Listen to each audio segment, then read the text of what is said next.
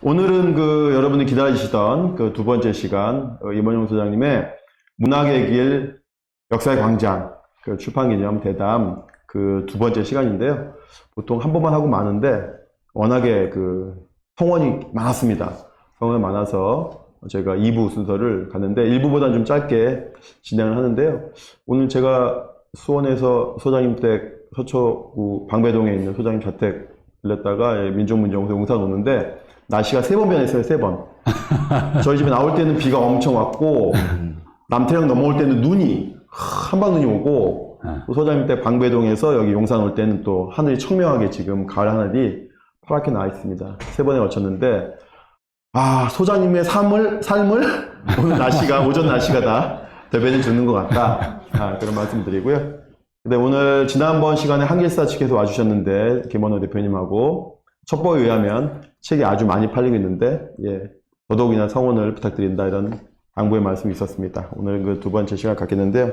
먼저 인사를 좀 먼저 나눠야 되겠습니다. 임원영 소장님, 그래도 2부시니까 인사 한번 해주십시오. 여러분 안녕하세요. 다시 뵙게 돼서 반갑습니다. 네, 임원영 소장님. 그 다음에 대담을 해주신 우리 유성호 교수님. 네, 안녕하세요. 이렇게 좋은 시간 또 이어서 하게 돼서 기쁩니다. 네. 유성호 교수님은 일부 때보다 헤어스타일이 훨씬 더 젊어지시고. 좀 잘랐어요. 그렇죠. 경쾌해지시고. 이렇게 머리를 자르면 알아봐줘야 기분이 좋지 않습니까? 그런데 막 바빠 보이지 않아요? 얼굴에 뭔가 바빠 보이는 느낌이. 그렇습니다. 그럼 2부 시간 갔는데, 1부를 못 보신 분들 계시니까 제가 1분을 짧게 1분 안에 정리해드리겠습니다. 총정리. 항상 공부는 예습보다 복습이 중요하다고 하니까 1부 복습해드리면, 1부에서는 이제 소장님이 1941년에 경북 의성에서 조문초등학교 나오셨는데, 해방을 어렸을 때 맞이하시고 아주 어린 시절에 10월 항쟁, 대구 10월 항쟁의 여파 속에서 아주 불운한 가족사가 시작이 되었고, 그 다음에 안동중학, 안동사범 나오셔서 다시 본인의 모교인 조문초등학교 교사로 가셨다가 그때 바로 4.19를 맞이하시고, 그때부터 이제 격변의 한 소용돌이에 그냥 시골에 안정적인 교사로 계셨으면 좋았을 텐데, 격변의 한가운데를 올라가시기 위해서 서울에 오셔서 중앙대 국문과에 입학하시면서 인생이 지금 이렇게 문학의 길과 역사의 광장으로 접어드는 기회가 되셨고요. 그 다음에 70년대 월간 다리를 통해서 김상현, 한승원, 윤영도 이런 분들과 김대중, 소장 정치인 김대중을 대통령을 만들기 위한 여러 가지 활동들 이런 적이 있었고, 그 다음에 문학인들과의 교류, 은사이신 백철 선생님이라든지 많은 당대 문인들과의 교류, 문학 활동들을 또 해주셨습니다. 그 와중에 문인 간첩단 사건이라고 하는 거기에 조작 사건에 이제 휘말리셔서 대학교 강단에 전임 교수를 설 수 있는 기회를 놓치고 이제 운동가로서 기회가 되는데, 그런 다음에 이제 난민전 사건, 그다음에 그 이후에 한길사와의 관계, 그다음에 김원호 소장님이 그 얘기를 해주셨습니다. 오늘 이제 한길사 얘기를 좀 조금만 하고 나머지 남은 이야기를 하겠습니다. 여러분 사진 보시면 이게 바로 임원영 소장님의 여러 가지 사진 중에 시그니처 사진이라고 할 수 있는 바로 한길사. 맨 오른쪽에 서 있는 분이 한길사 김원호 대표께서 이 당대의 석학들을 한자리에 2박 3일 동안 모셔다가 정말 우리 시대 학문과 사상의 민족화 문제라고 하는, 지금 봐도 심포지엄 이름이 무겁네요. 우리 시대 학문과 사상의 민족화 문제라고 하는 이 거대 담론을 가지고 석학들을 모셔서 이야기를 나눴고요. 사진 보시면 뒷줄 왼쪽에서부터 5번째가 임원영, 6번째가 조정래, 그 다음에 이제 백낙청 이렇게 써 계십니다. 네, 이렇게 해서 지난 시간을 마쳤고요. 이번 시간 이어서 남은 이야기를 좀 드리겠습니다. 이 사진 제가 꼭 보여드리고 싶다고 해서 제가 강조해서 말씀드렸는데요. 이게 한길 역사기행 중 지산기행인데 우리 소장님 한번 설명해 주십시오. 이게 이제 조정래 태백산맥이 나올 때입니다. 나온 뒤부터 원래 이게 이 명작을 알아보기 힘드는데, 평론가도 명작을 알아보기 힘들거든요. 세계 명작 유리시즈 이런 것도 다 출판사에서 비토를 맞았던 작품들인데, 이 태백산맥도 모 출판사에 원고를 작가가 보냈더니만은 못 내겠다고 해서 그 다음 넘어온 게 이제 한길사였어요. 근데 이제 김 사장이 안목이 있어가지고 할까 말까 하면서 저한테 전화를 했어요. 그래서 그냥 무조건 내라 했는데, 지금도 이제 김원노 사장 말에 의하면은 한 5,000부 나가면은 우리는 성공이다. 하고 냈는데 5,000부가 뭡니까? 동그라미가 몇 개는 더 붙어가지고 만자까지 붙어가지고 그야말로 20세기 최대의 한국문학, 세계 문학사에 내놔도 손색이 없는 작품이 나오게 된 거죠. 이래서 나온 뒤에 참 적절하게 이 캠페인을 잘했어요. 역사 강좌에다가 문학 기행에다가 이런 캠페인이 한길사 전문이라서 그 지리산을 뭐 여러 번 갔어요. 가는데 갈 때마다 이제 참가자들이 바뀌는 거죠. 그 작가 조정래는 항상 참가했고 그 위에 손님들이 바뀌는데 이때는 이제 문인들이 특히 이제 고은 선생하고 박태순 선생이거든요. 그리고 가서 이제 그 문인들만 한번 찍자. 참 귀한 사진입니다. 저게 예, 깃발은 태백산맥 깃발이에요. 그 표지. 예, 표지 깃발. 표지 산맥이 이렇게 있는 네, 그 판화. 초판. 네. 그 깃발 그대로입니다. 그러니까 저 깃발을 들 수밖에 없었네요. 조정현 선생님은 본인 책 선전해야 되니까 본인이 한 번 안 빠지고 가셔야 그래 돼요. 원래 그 직원이 들었다가 사진 찍는다고 이제 조 선생이 들었어요. 내라. 아, 그건 재미있는 사진입니다. 이게 그러면은 몇 년도, 대략 몇 년도 좀 사진일까요? 그게 아마 90년대 초반. 초반이라든지, 초겠죠. 90년 네. 초라든지. 네. 아, 그러면 이 가실 때 대략 몇 분 정도나 여기 이렇게 한번 산행할 때? 대개 갈 때는 최하 버스, 대형 버스가 한 대 내지 두 대거든요. 그 한기사가 갈 때는 많을 때는 막 네 대까지 갈 때도 있었어요. 그 아직 그때는 이 기행이라는 게 그 역사와 문학 기행을 함께 했거든요. 역사 기행대로 하고 문학 기행은 또 문학 기행대로 따로 하는데 때로는 역사 문학 기행, 태백산맥 경우는 그런 경우예요. 역사 문학 기행. 네. 그리고 이제 초청 작가는 조정래예요. 그럼 뭐 미어 터져요. 그리고 그때는 또 하도 저런 기회 가지고 예, 그렇죠. 신문에서 다 내줬어요. 예. 신문에서 한길 문학 기행하면 요만하게 언제까지 신청해라 하면 신청자가 많아요. 네. 참 행복한 시대였죠. 80년대 말 90년대 초가 그 이제 학생 운동도 이제 조직화가 되면서 골방에서 이렇게 책만 읽다가요. 예. 이때는 그냥 대중적으로 나와서 정말 지리산을 많이 갔어요. 저도 지리산 갔습니다. 왜 갔는지 모르겠는데 지리산 갔습니다. 지리산이 1번지입니다. 예. 그 이태의 남부군부터 그 붐이 일어가지고 현대사에 대한 붐이 광주 시민항쟁 이후부터 현대사에 대한 붐이 일어나가지고 그냥 방문 1번지가 지리산은 그냥 뭐 끊임없이 계속 저도 여러 번 갔어요. 이태하고도 한번 이태선하고도 한번 가고 그런데 저때 얘기를 좀 유성원 교수를 통해서 한번 좀 들어보죠. 네, 교수님 이때 가셨으면 안 가셨습니까? 아닙니다. 그러니까 이 한길 역사 문학 기행이 우리 책 그 문학과 역사가 한 몸인 거를 저 네이밍에서도 알 수 있잖아요. 그러니까, 그 이태 남부군이 한 88년도에 이제 그 해금 전국, 이제 말하자면 전두환 정부 물러서고 이제 직선제로 이제 다음 정부가 쓰면서, 그때 당시 문화공보부에서 이제 월북 작가들도 이제 읽을 수 있게 하고 그래서 본물 터지듯이 그 당시에 한국 사회 금기로 알려져 있던 영역들이 많이 이제 어쨌든 분출을 해요. 그 과정에서 조정래 태백산맥도 당시에 정말 금기였던 그 항일 빨치산 투쟁 이런 것들을 형상화했는데 굉장히 한길사로서도 모험을 한 거죠. 근데 뭐 우리가 알다시피 이후에 또 필화 사건도 어쨌든 재판도 겪으시고 그랬는데 조정래 태백산맥은 뭐랄까요 그 인간을 선과 악으로 나누던 그런 기존의 패러다임을 넘어서서 아주 다층적이고 다양한 인물들 그리고 그것도 이제 전라도 방언들의 어떤 속속들의 재현 그리고 인간이 어디까지 망가질 수 있는가 어떤 또 혁명의 순간에서 어떻게까지 승부해 줄 수 있는 이런 것들을 보여주어서 당시로서는 어떤 사회과학 책보다 어떤 역사서보다 우리 한국전쟁 전후사를 알게끔 했던 가장 대표적인 저서여서 작가 조정래 선생으로서야 당연히 이제 스타가 되신 거지만은 또 거꾸로 출판사에서도 상당히 이제 브랜드 가치를 가지게 됐고요. 그래서 저런 장면들이 80년대, 90년대 초에 뭐랄까요 당시로서는 이제 제야 지식인들인데 그분들의 어떤 집성체가 되고 또 저런 문학, 저런 역사 해석이 한국사의 해석에 굉장히 그 문학 쪽에서 충격을 주는 예, 이런 아주 귀한 순간들인 것 같아요. 네. 그러니까 그 선생님은 얼마나 기분 좋은 표정입니까? 책도 잘 팔리고 본인 독자들이 와가지고 예, 그럼요. 기분 좋아하는 저게 표정. 이제 한참 상승세 네. 탈 때인데 원래 한길사는 사회과학 서적으로 일관했거든요. 네. 그러다가 소설 이전에는 뭐 별로 그 베스트셀러를 못 냈어요.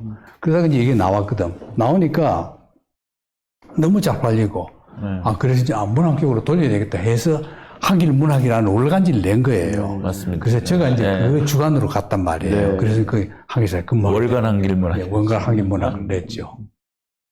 또 요거 하시면서 우리 그 이제 소장님이 또 역할 하신 게 그 박현채 이야기를 예. 담았지 않습니까? 소년 빠지단 조원재. 예. 예, 그렇게 해서 직접 만나게도 해주시고 그 얘기도 좀 해주시죠. 예. 네. 그래서 이제 원래 이 조정래 작가가 최근에 제가 들은 얘기인데 그 이태 남북의 원고가 떠돌 때 그때 이제 그 원고를 이태 남북의 원고를 이병주 선생도 봤고 보고 이병주는 지리산을 거의 그걸 이제 많이 그냥 인용을 많이 뺏기다시피 한 대목들이 많고 조정래 작가도 봤대요. 난 그 얘기를 최근에 들었는데 봤는데 이걸 이대로 차용하거나 이러면은 작가적 양심으로서는 허락할 수 없다. 이래가지고 그 핵심 알명이 그 줄거리나 분위기 같은 거는 조금 참고를 하되 다시 발굴해요. 그 다시 발굴하는 과정에서 이제 여러 사람의 빨치산 출신들 생존자들을 만났는데 그중 대표적인 인물가 이제 박현채 선생. 이제 소개는 저게 해줬는데 나중에는 둘이 너무나 친해져가지고 이 기행에도 박현채 선생이 여러 번 같이 갔고 때로는 조정래, 박현채 두 사람을 함께도 제가 모시고 간 적이 있고 있는데 아마 지리산을 한 8, 9회 한 10회 정도 가까이 약 10회 가까이 조정래와 단둘이서 박현채 선생과 함께 현지 답사를 했다 그래요. 그러니까 뭐 그때까지 나왔던 어떤 실록이나 소설보다도 태백산맥이 제일 실록과 생생한 증언, 살아있는 사실에 가까운 거다고 말씀드릴 수 있죠. 네.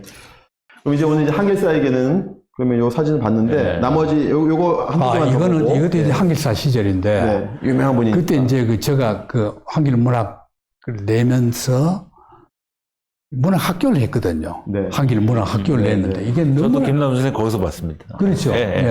그때 그 얘기 좀 하세요. 미리. 저 사진은 저 두 분이 지금 두 분 다 고인이 되셨지만 그 48년생 전남 해남 동기예요. 지금 같은 해남 고향. 지금 살아계시면은 이제 뭐 70 한 5세, 4세 정도 되실 분들인데 고정희 선생은 너무 91년도에 그러니까 작년에 30주기 했고 김남준 선생 아마 내후년인가 30주기일 거예요. 그러니까 아마 두 분 다 40대 중반 후반쯤 돌아가신 아주 참 80년대 후반부터 90년대 초에 한국시의 변방을 정말 열혈적으로 개척한 두 분이 저렇게 나이도 동갑이고 또 해남 동향이고 저런 분들이 같이 이제 저 카메라에 담긴 셈인데 저것도 한길 문학 기행의 한 장면이에요. 그 월간 한길 문학에서 이렇게 늘 기행의 그 성과를 또 이렇게 중계하고 또 이런 과정에서 아마 그때 선생님께서 이제 나중에 한국 산문으로 이어지는 그 문학의 테마와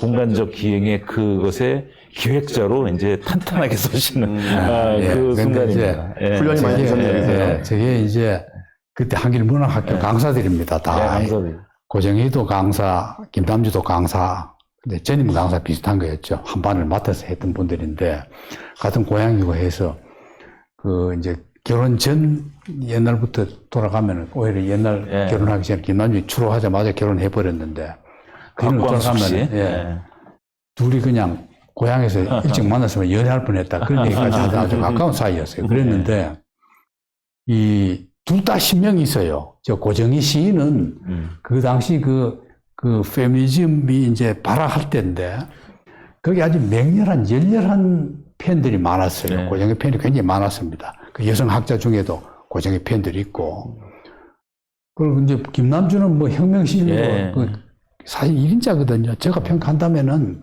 분단 이후 지금까지 최고 혁명 시인은 김남주예요. 누구도 김남주 혁명 열기를 따라갈 수 없어요. 그걸 평가해 줘야 됩니다.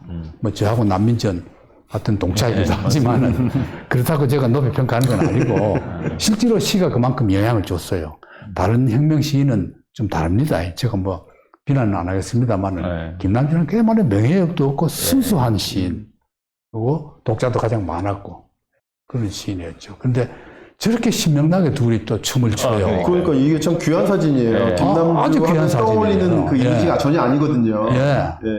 얼마나 신명이 있는지 몰라요, 김남주가. 혁명가도 놀 줄 안다. 예. 춤도 별로 못 추면서 저렇게 춤추는 거예요. 그러니까 춤을 좀 못 추시는. 예. 예. 근데 고정희 선생은 그 지금 우리 페미니즘 운동이 뭐 성세를 이루고 있지만 그 가장 첫 바퀴 때 또 하나의 문화라고 그렇죠. 하는 예. 그 저 이대 앞에서 네네네. 했거든요. 그때 이제 여성학자들 지금 뭐 유명한 그 대가가 된. 조혜정, 조은 뭐 이런 분들과 같이 근데 사실 고정희 선생 학자가 아니고 그냥 시인이셨는데 저 한신대학 나오신 시인이셨는데 거기에 가장 크게 기여했던 아주 열혈적인 분이셨어요. 제 생각엔 저 사진이 고정이 거의 마지막 사진일 겁니다. 예, 그렇죠. 저 해에 돌아가셨을 거예요. 예. 예. 네. 참 신명이 있는 여자였어요. 정말 웃음이 화사하고 저렇게 치아를 다 드러내고 웃기가 참 쉽지 않거든요. 예, 아주 화사한 정말 웃음이 좋고 다시 한번 우리가 고정희에 대한 그 시인 고정희, 여성운동가 고정희 다시 한번 재평가해야 될 날이 와야 될 것 같습니다. 네. 다음 사진 넘어가 보겠습니다. 네, 여기서 이제 그야말로 이제 한길사가 사회과학 중심을 한길사. 하다가 예. 이렇게 이제 문학에 예. 한길 문학이라고 사회사상은 일찍부터 네. 몰간지로 나왔던 나왔는데 거고. 이 사회사상이 사실은 그 당시 80년대 후반기에 그 50년대의 사상계가 하던 역할을 했습니다. 예. 굉장히 중요한 역할을 네. 하는데 저기 편집위원이 쟁쟁하거든요. 네. 뭐 강만길 선생, 박연채 선생, 리영희 선생, 김진균 선생 그러고 저도 있었어요. 네. 저도 편집위원으로 네. 제일 그 막내로 예. 한 세대 낮은 걸로 저 혼자 들어가 있었고. 이 사회와 사상 창간이 이제 88년 9월입니다. 그렇죠. 그리고 여기 보시면 이름만은 봐도 쟁쟁합니다. 네. 지금 예. 이종석 예. 전 통일부 장관 했죠. 그리고 돌아가신 김남식 선생님, 예. 남농당 연구의 예. 최고 지도자. 그다음에 각계 인사 6인의 통일 방안. 예. 그 6인이 누구냐? 문익환, 김대중, 남재희 노동부 장관 하셨죠. 그다음에 오충일 목사님. 예. 그다음에 그 여러 번 임진강 건너신 김낙중 선생님도 보이고요. 예. 이게 김중기 학형이죠. 서울대 중학생회장인가 예. 예. 그런 것 같은데요. 예. 그런. 근데 그 우리 서울대학교와 김일성 대학 예. 교류하자고 했던 예. 김중기 학형 예. 통일운동을 학생운동에서 이렇게 고양시킨 분인데 지금은 영화배우 됐습니다. 아, 그래요? 예, 지금 TV에 자주 나옵니다. 아, 처음 들었네. 중견 배우로 네, 중견 배우 좀 아닌데 저 김중기 그러면 아는 사람 알고 모르는 사람 모르는데 꽤 많이 나옵니다. 예. 예, 김중기 학형. 그다음에 이영희 교수님, 예. 네, 그 강방길 박현채 대담. 예. 그다음에 님 웰즈 이런 이야기들이 정말 창간호 치고는 정말 이 안에 다 담았다. 예. 예, 80년대, 90년대. 예. 어쨌든 편집위원들이 그렇게 구성되었기 때문에 그 편집위원들 한 달에 한 번씩 꼭 모였거든요. 모이면 이제 꼭 저녁 식사하고 오랫동안 이 얘기를 해요. 그럼 거기서 그 당시 모든 학계와 운동권 이게 다 포착이 되고 리드했죠. 저 책이. 네. 상당히 큰 영향을 줬고 네. 저 책에 글을 안 쓰면은 그 당시는 그야말로 그냥 인정 못 받는. 그러니까 이제 그 서운함. 전체에서 서운함이 느껴질 정도로 네. 그랬거든요. 근데 네. 저걸 내면서 편집위원을 제가 한참 하다가 결국은 나갔는데 한길사 직원이 되었잖아요. 네, 주간이 되지, 주간. 한길 한길문학의 주관이 되니까 더 이제 가까워진 거죠. 그래서 한길문학을 하면서 또 한길문학학교까지 했거든요.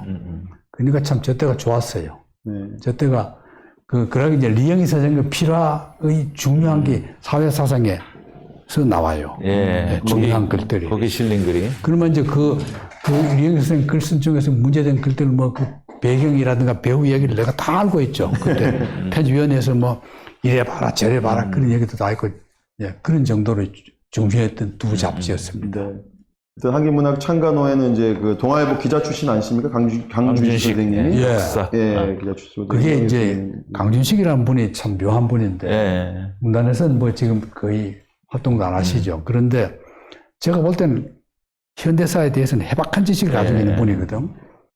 비화를 많이 하시는 것 같아요. 비화. 예, 온갖 비화, 뭐 역사까지 아주 해박한 분이에요. 네. 근데 불문학 전공자거든. 네. 그리고 불어에서 영어 잘하죠. 뭐, 그 대단한 분이죠. 그런데 이분이, 저기 우리 연재했던 소설이 여운형입니다. 네. 여운형 일대기예요. 네. 이 사람이 여운형 주의자예요. 네. 예. 현재도 이제 여운형 기념사업회 활동도 같이 하고 계시고, 네. 네, 그렇습니다. 네. 뭐, 창작, 판소리, 5월 광주, 임진택, 임진택. 예, 명창 이름 보입니다. 그리고 조정래 부인, 그, 김초혜 여사 시도 나오고, 네. 김학철에 대해서 이 시. 네, 네. 아, 정말 이 창간호들이 쟁쟁합니다. 예. 네. 김초혜 선생이 저기다 종군위안부 관련 시를 아, 쓰고 동문회 실었죠. 관련해서. 예. 네, 네. 군 위안부 관련해서 김초혜 시인께서 관여하셨다는 얘기도 있었. 그 당시 저기 김초혜 선생이 사랑굿이라는 시집으로 베스트셀러 시인으로 올랐다가 저 책을 보고 아니 사랑굿 시인이 이런 시를 쓰니까 조금 놀란 사람들이 있었어요. 그랬죠. 예. 나중에 조정래 화제가 선생 됐어요. 부인인 걸 알고 네, 아 그럴 수도 네. 있겠구나 이제 이렇게 그런 적이 있었습니다. 네. 그 한길문학 창간이 90년인데 이 90년대에 이제 요즘 말하면은 정대협 정의연, 예. 그리고 김학선 할머님이 처음으로 이렇게 커밍아웃 하시면서 위안부 문제가 운동으로 성화되는데 이걸 보면 정말 문학이 운동을 이끌었던 예, 그럼 예, 그런 한 시대를 정말 상징적으로 보여주는 두 잡지인 것 같습니다. 예. 예. 그다음에 보시면은 예, 여기도 이제 역시 이게 이제 한길 부록으로 사람 낸 건데, 네. 그때 이제 그, 김재용 교수가 한길문학 편집위원으로 예, 예, 강형철과 아, 그 연세대에 있는 유중화 유중화 중문과 예, 교수 중문과. 세 분한테 제가 거의 일임을 했어요. 저는 무슨 일하면은 제가 직접 관여도 안 해요. 예. 셋이 편집회의 하러 가고 들어가지도 않습니다. 그 정도로 딱 믿으면 맡겨버리거든요. 그게 참 편해요. 높은 사람 되는 방법 비결 중에 그겁니다. 일은 안 하고 딱 맡기는 거예요. 사람만 잘 찾아서. 그래도 비용은 받으시지 않습니까? 돈은, 봉급은 제가 다 받죠. 밥 먹을 때만 이제 같이 밥 먹고 그러는데, 어쨌든 그, 김재영 교수가 그때 참 온 실력을 다 발휘할 때예요. 그래가지고 저는 부록으로, 예. 월간지만 낼 게 아니라 부록으로 내작해가지고 남북 한문학사 연표 처음입니다. 분한 이후 처음 나. 지금도 저런 자료가 없어요. 그리고 한국문학, 현대 한국문학 연구 인문은 근대문학, 근현대문학, 근현대문학 이거는 개화기문학부터 이것은 너무 잘 알죠. 예, 항목별로 해서. 예. 저거 좀, 저 책에 대해서 좀 평가를 좀. 저기 이제 이를테면 북한 정부 수립 이후에 그 역사의 연표를 사실 저렇게 단행본으로 낸다는 건 거의 불가능했죠. 저 전에는. 예. 그 남북 문학사, 그러니까 북한에서 50여 년 동안 발표된 작품들의 저 목록들이 당시 확보 가능한 자료로서는 망라한 자료고요. 그다음에 근현대문학연구는 그동안 이제 이광수부터 우리가 이렇게 봐왔던 것을 완전히 뒤집어서 이제 납북 월북 인사들이 들어오고 또 개화기를 더 앞으로 당겨서 이제 신채호 이전까지도 가서 이렇게 해서 시기별로 또 항목별로 이렇게 이 후속 연구자들한테 안내서예요. 그러니까 굉장히 쉽게 서술돼 있고 저도 한 챕터 썼었는데 아주 쉽게 서술돼 있었고요. 그 밑에 그 누워 있는 한국문학 명작사전이라는 책은 그 당시 이제 해금이 된 좀 약간 생소한 작품들을 연구자들별로 다 나눠가지고 그걸 이제 해제를 단 책이죠. 해제인데 제법 좀 분량도 있는 해제여서 지금도 그 어떤 작가나 작품에 입문하려면 저 책을 보면은 대체로 또 북한에서 쓰여진 장편 소설도 저기 다 나와요. 네. 그러니까 지금부터 꼭 30년 전인데 굉장히 야심적인 기획이었죠. 네. 그리고 그러니까 제가 편집위원을 잘 골랐잖아요. 그렇습니다. 그 네. 시력 있는 편집위원 예. 해놓으니까 뭐 저는 편안하게 이름은 나오고. 예, 저는 업적을 해요. 이름은 저도 나가고. 그때 김재용 교수가 우리 나이로 30살, 그러니까 29세 때. 만 29세. 예, 저거 했습니다. 참 일할 나이에. 그리고 김재영 교수가 북한 문학에 대해서는 1인자거든요. 네. 지금도 네. 북한 문학 하면 김재용인데 네. 그런 정도로 열이 있는 사람들이니까. 남북한 문학 연표에는 중요한 선언도 다 들어있어요. 예. 남북한에서 나온. 예. 참 좋은 자료집입니다. 네. 그러니까 남북문학연표 1945부터 89년까지를 망라한. 예. 그러니까 이게 보니까 문학이라고 하는 게 단순히 문학에 머무는 것이 아니라 또 통일까지도 예. 어떻게 보면 통일을 지향하는 지침 방향타 역할도 하고 있지 않습니까? 이 자체로. 예. 근데 이제 김정인 교수님이 이제 원광대에 계신데 이제 김정인 교수님도 이제 은퇴할 나이가 어느덧 다 돼가고 있는 것 같아요, 벌써. 뭐 몇 밤 자면 그럴 거예요. 그런데 아직 20대 때, 29대 정말 만 29세 정말 이렇게 대작업을 하셨고, 한국 문학 명작 사전이니까 또 나중에 말씀 나누겠지만 또 소장님은 또 친일 인명사전도 내시니까 사전 전문가가 또 이렇게 네, 됐다 이렇게 또 그 시작이다 이렇게 볼 수 있겠네요. 네. 이제는 이제 이야기를 바꿔서 이제 항일사까지 마쳤고요. 이 정도 했으니까 우리 김원호 사장님이 기뻐하실 것 같습니다. 이 방송을 보시는 항일사 식구님들. 이제부터 이제 다른 주제로 넘어가서 이제 역사문제연구소 소장님께서 이 책에서 내가 두 문제연구소를 소장을 관을 했다. 역사문제연구소, 민족문제연구소. 자, 문제 받는 두 연구소 이야기인데, 첫 번째 역사문제연구소 이야기, 사진 보시면서 한번 얘기해 주시죠. 네. 사실 이제 시기적으로 내가 조금 먼저입니다. 영문연에 제가 있고, 영문연을 그만두고 이제 한기소로 갔거든요. 그러나 뭐 관계 없어요. 아무 관계 없이 그냥 같은 얘기인데, 저건 어쨌거나 제가 난민전 지역 살고 나와가지고, 뭘 할까 고민하던 중에, 박원순, 그 당시에는 변호사와 그 유명한 스님, 원경 스님. 박헌영의 아들. 예. 이런 분들을 만날 기회가 되어서 청용사, 안성에 있는 청용사라는 절에 가서 그래서 밤새도록 이제 좀 이런 얘기 하면 좀 이상합니다만 절에서 술을 마시면서 곡주를 하시면서, 예. 곡차를 하시면서. 곡차를 하면서 이제 논의한 결과 나온 것이 이제 민족문제연구소입니다. 역사문제연구소. 역사문제연구소입니다. 네. 왜냐? 그때까지 대학에서도, 국사학과에서도 1919년 3.1운동까지만 하고 다 끝내버려요. 그 뒤는 아예 연구를 안 했습니다. 강의도 안 했어요. 국사학과 학생들도 안 배웠어요. 교수들도 아예 강의할 생각도 안 하고, 연구도 안 하고, 자료도 방치해둔 상태입니다. 그럼 이제, 그때 이제 우리가 한국 사회 젊은이들이 가장 필요한 것은 뭐냐? 역사를 너무 모른다. 지금도 마찬가지죠. 지금도 젊은이들이 역사를 잘 모르잖아요. 역사를 모르는 민족에게 미래가 없어요. 그럼 현대사 연구해야 된다. 그럼 대학에서는 불가능하다. 교수들이 몸조심 안 할까? 연구도 안 해요. 독립운동사도 연구도 안 해요. 독립운동사 연구는 빨개요. 그런 시대였거든요. 그래서 다 만장일치로 합의해가지고 연구소 만들어가니까 박원순 그 변호사가 행동이 빨라요. 말 끝나고 서울 올라왔더니만 금방 사무실을 하나 얻어버린 거예요. 그래서 아이고 너무 빠르다 싶은데 뭐 또 빨라서 나쁜 건 없어요. 그래 이제 시작했죠.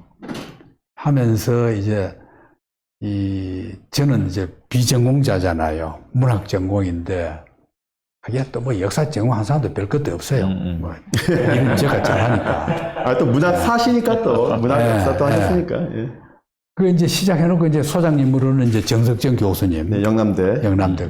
소위 황석영에게 장교산을 소재를 제공해준 모시고 이제 시작한 거죠. 네. 그러니까 여기서 책에서 나오지만 이제 역사문제연구소의 시작이 바로 박원순 변호사님의 승용차. 예. 승용차를 타고 가신 거잖아요. 같이 타면서, 예. 타고 안성의 그 절. 예. 청용사 가면서. 청용사 가는데 누굴 만나냐? 박헌영의 아들인 원경 스님을 만나러 가는 그 차 안에서도 논의가 되셨고. 그렇죠. 그런 다음에 이제 곡차를 하시면서 이제 확실하게 하기로 완전히 합의를 하고. 그 다음에 이제 물적 토대를 박원순 변호사가 놨다. 이렇게 좀 이해가 되겠고. 그 다음에 소장님 이제 사람을 좀 이렇게 네트워크도 하고. 그 다음에 온 분들 관리도 하고. 내 혼자 너무 얘기하는데. 아닙니다. 박원순 변호사가 참 인품이요. 참 걱정했어요, 우리는. 뭐 변호사인데 자기가 다 책임지겠다, 재정 문제를. 네가 마음 놓고 일해라. 저도 그때 보험금을 받았어요. 원래는 자원해야 되는 입장인데 저는 그때 감방 살고 나와가지고 돈벌이가 없을 때거든요. 번역해 먹고 살 때인데 보험금 주겠다. 네가 마음 놓고 뜻대로 해보시라고. 이래서 시작한 거거든요. 보험금을 받으면서 했어요. 물론 많지는 않지만은. 그러면서 생각해보니까 이게 굉장히 위험한 일이에요. 왜냐하면 사무실 내놓고 제가 딱 하니까 수사기관 이미 경찰들이 이제 나를 내사 담당한 담당자들이 막 여러 기관에서 한 군데서가 아닙니다. 뭐 몇 군데서 다 막 덮어 오는 거야. 그럼 저는 맨날 이제 보신탕 대접해주고 이랬죠. 그래 하면서 이제 이제 정 들어가지고 야, 공부 좀 하려니까 제접 좀 가만 놔두라고 이런 식으로 이제 하는데 이걸 이제 정말로 연구소답게 만들려면은 일단은 한국에 저명 인사들 다 모아야 된다 여기다. 그래서 그냥 정치, 경제, 사회, 문화 뭐 온갖 분야 모든 전문 교수들 중에서 한국 근현대사 관련 있는 교수들을 다 자문위원으로 모셨어요. 네. 그걸 제가 했습니다. 네. 제가 막 반대를 못 쓰고 맨날 청원에서는 맨날 이 대학 저 대학 교수를 만나러 다닌 거예요. 그리고 자문위원을 딱 구성해놓고 나니까 너무나 편해요. 그리고 그뒤부터는 이제 세미나 팀을 만들어가지고 8.15 해방전후사 인식부터 만들어가지고 하는데 참 잘 됐어요. 그러니까 그 당시에 소장님은 이제 어쨌거나 사면복권이 안 될 때고 감시도 많았고 또 난민전 재건하나 싶은 그런 어떤 우리의 뭐 시각도 있었을 텐데 그러니까 이제 그걸 아시니까 이제 저명한 분들을 딱 이렇게 우리 기둥으로 세워놓고 이렇게 이제 시작을 하신 거죠. 이때 나이가 이제 소장님 나이가 이제 만으로 47세네요. 우리나라에도 48. 야, 정말 젊으실 때입니다. 뒤에 김시엽 교수님 또 서진석 교수님. 그래서 이제 그 하는데 이제 역사문 연구소에서 제일 큰 업적은 그 역사 비평이라는 잡지를 낸 겁니다. 그 잡지를 이거죠. 이 잡지를 낸 게 가장 역사문 연구소의 업적이고 지금도 제가 잘 나오고 있지 않습니까? 저걸 내는 데는 서중석 교수가 가장 큰 역할을 했어요. 이 서중석 교수는 물론 그 전에 저는 알았어요. 그 70년대 운동권 당시부터 서중석을 만난 적이 있는데 그래서 저 잡지 낼 때는 아직 서중석 교수가 헌신적이었습니다. 그래서 이제 저걸 처음에는 비정기 간행물로 내다가 나중에는 개간 허락을 맡아서 개간지로 내는데 내가지고 창간 때부터 지금까지도 지금은 얼마나 관여하신지 모르겠는데 쭉 발전해오는 그 역사 비평이 발전하는 데는 전적으로 나는 그 서중석 교수 업적이다 이거는. 그리고 한국 현대사 연구를 그 기관차 역할을 서중석 교수가 했다. 그래서 난 굉장히 서중석 교수를 존경하고 믿고 서중석 교수의 학설이라면 무조건 나는 옳다고 생각하는 사람이거든요. 그 이때 인연이 맺어져가지고. 서 교수님은 이제 현재 이제 역사문제연구소 이사장으로 이제 계시고 민청학년에도 관여하셔가지고 또 고비 치르시고 민변호 하셨고 신동아 기자도 하시다가 이제 함께 계신데 이 사진 한번 보시면 또 등장하셨으니까 이 사진에 이제 맨 왼쪽이 서 교수님이고 가운데가 역시 성대 한문학 김시엽 교수님인데 또 김시엽 교수님은 또 우리 안동사범 후배입니다. 후배시잖아요, 소장님은. 지금은 은평 한옥박물관 관장님. 그 전에 이제 시작박물관 관장도 하셨고, 그다음에 심산상. 신상 김창수, 심산상을 또 오랫동안 주관하고 계셨던 분이고. 그런데 이제 참 아쉬운 게, 저 당시 이제 풍조가 이상하게 사진을 안 찍는 거였어요. 사진이 그렇게 없어요. 되도록이면 개인 사진 안 찍는다. 하는 그런 이상한 풍조가. 독립운동가의 마인드로. 독립운동가의 마인드로. 얼굴을 또 기관에 또 들어가면 또 잡혀간다, 엮여진다. 저 사진도 찍는지 모르고 그냥 우연찮게 누가 찍어서 나온 거예요. 어떻게 찾다 보니까 하나 있어요. 다 뒷줄에 앉으시고, 서 교수님하고 김미 교수님 다 뒷줄에 앉으시고.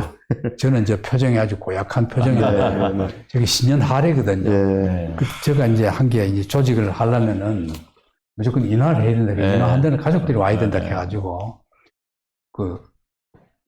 박원순 변호사 사모님부터 제 아내까지 상근자들 가족들 가족 없는 사람을 애인이라도 데리고 나오라 해가지고 다 음식을 분당했어요. 누구는 고기, 누구는 찜, 뭐 부침개, 뭐 잡채 다 맡아가지고는 딱 해가지고 와가지고는 돼지머리만 하나 사가지고 놔두고 이제 신년할애를 아주 꼭 거창하게 했습니다. 해마다. 그러니까 굉장히 침묵이 됐죠. 이제 인화를 먼저 기반으로 다져놓고. 그 조직 방법을 저는 조봉암 그 평전을 보고 배웠어요. 조봉암이 이제 그때 진보당 할 때 조직을 그런 식으로 했다고. 우리 여기 문화기길 역사의 황정에 나오는 스토리입니다. 그렇죠. 이제 역사문제연구소가 초기에 냈던 저작들인데요. 맨 왼쪽에 이제 카프 문화운동 연구. 저게 이제 제가 주도하던 모임에서. 스타디 모임인데, 저기 어디 사직동에서 했던가요? 사직동. 사직동이었죠.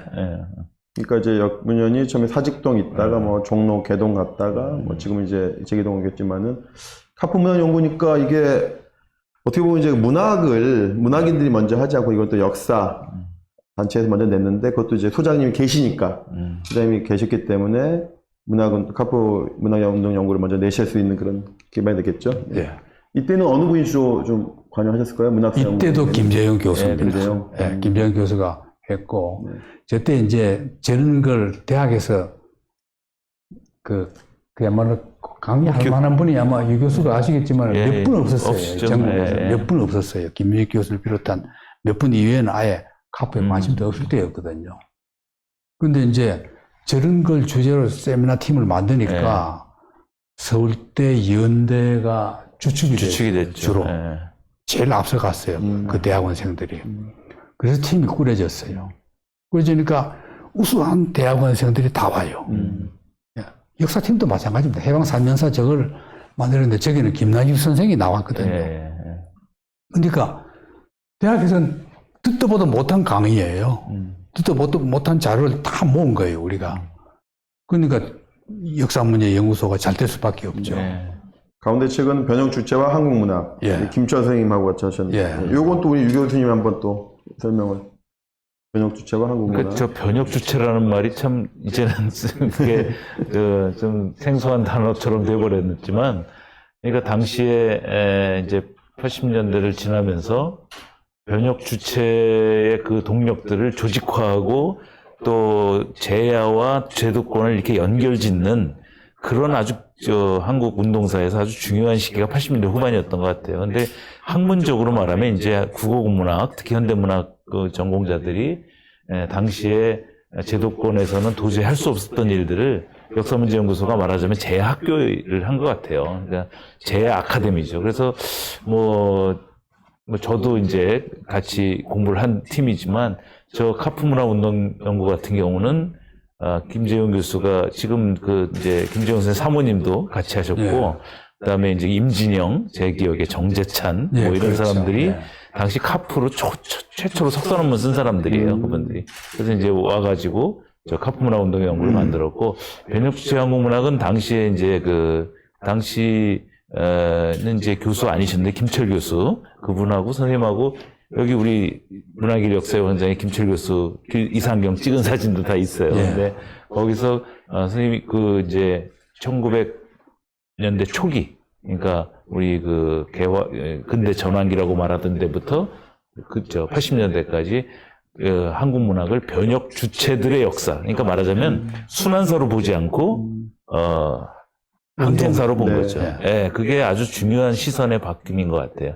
그동안 우리 문학사라는 게 일제강점기에 다 피해자잖아요. 피해자고 순환자고. 근데 그게 아니라 주체로. 선량한 양민이고 예. 죄 없는 양민이고 뭐 이런 거에서 그것이 아니었다. 예, 노동자, 농민 이런 형상들을 주체의 역사로 바꿔낸 그런 아주 야심적인 기획이었고, 저 문학사가 지금 뭐 5.18이나 뭐 이런 해석의 어떤 기둥이 되고 있는 거죠.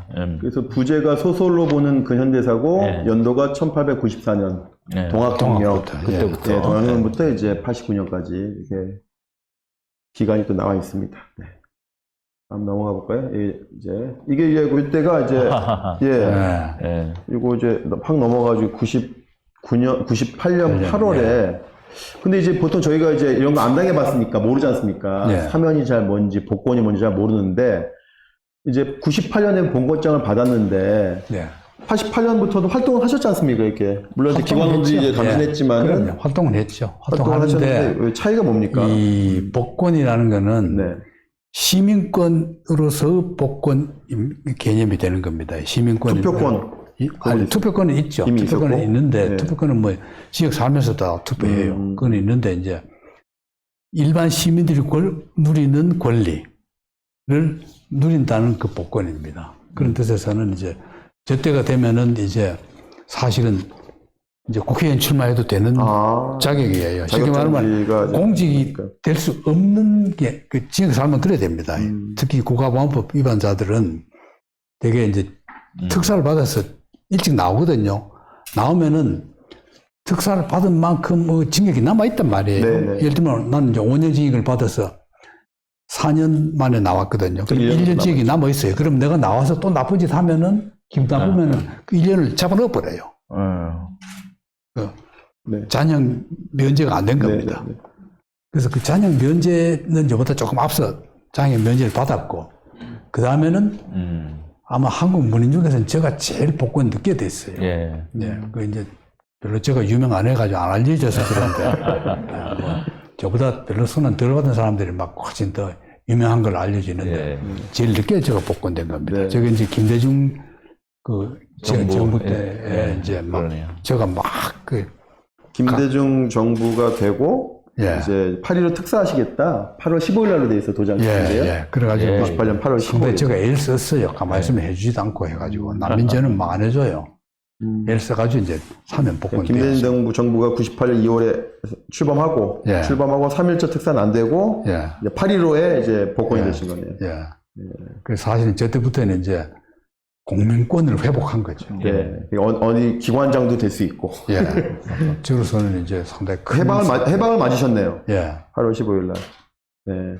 소장님 복권 되시고 제가 열흘 후에 예. 제대했습니다. 아, 그래요? 네. 8월 25일. 네, 그쯤에 제대했습니다. 어디 근무했어요? 일사단, 파주 일사단, 아, 전진사단. 예. 이승만이가 이름을 붙여줬어요. 전진부대. 평양이 제일 먼저 전진하라고. 그래서 임진각 판문점 지키는 부대입니다. 예. 민간인으로 복권을 하셨군요. 예, 복원했습니다. 같은 해. 그래서 이제 민족문정으로 제가 이제 그때부터 근무했는데요. 같은 때, 저도 이제 군대에서 해방됐으니까 이제. 예. 이렇게 인연이 있다고 한번 엮어보는 거가지고. 네. 네. 이제 내용을 바꿔서 이제 그 한국 산문. 예. 예, 여기 좀 설명을 좀 많이 필요한데 여긴 좀 직접 설명해 주실 분 한번 자리에 모실까요, 먼저? 예. 우리 회장님 오셨으니까. 여기 먼저, 한국 예, 산문에. 그립시다. 예. 예. 박수영 회장. 네, 지난번에 김원호 사장님에 의해서 이어서 이번에는 한국 산문에 우리 서영. 박서영 이제 회장님이신데 회장님. 예, 마이크를 좀 누가 좀 이렇게 좀 양보를 해주시면은 마이크를 들고 요거 잠깐 빼셔가지고요. 네. 아, 이걸로 해줄까요? 네, 그걸 해서 마이크를 예. 여보. 잠깐만. 이제 들고 하십시오. 예, 본인 소개 한번 해주십시오, 회장님. 네. 안녕하세요. 한국산문작가협회 회장, 또 월간 수필 잡지 한국산문의 발행을 맡고 있는 박서영입니다. 반갑습니다.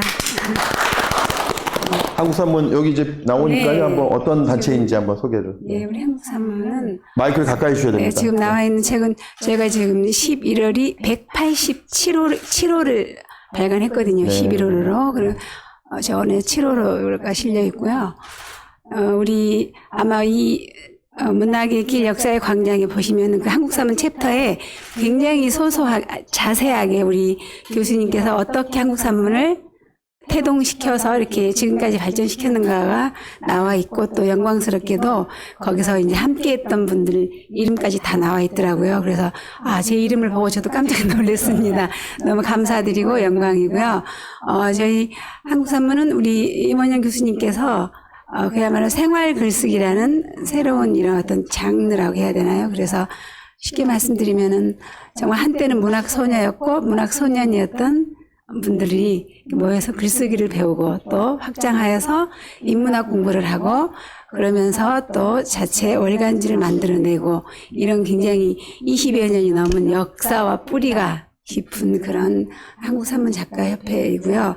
현재 400여 분이 저희 한국산문을 통해서 등단을 하셨다고 기록이 돼 있더라고요. 그리고 지금 현재는 클래스 반이 같이 공부하는 반이 20개 반 20여 반이고 우리를 지도해 주시는 교수님들이 10분께서 우리 임원영 교수님도 지금도 여전히 강의해 주시고 또 우리 유성호 교수님, 김웅계 교수님, 박상일 교수님, 이재무 교수님, 또 러시아 문학 전공하신 김은희 선생님 등등 또 청주 세종에서는 박종희 선생님께서 이렇게 강의를 해 주시고 함께 열심히 글을 쓰면서 또 우리들의 글을 한국산문이라는 월간지를 통해서 발표하고 이렇게 진행되고 있는 단체입니다.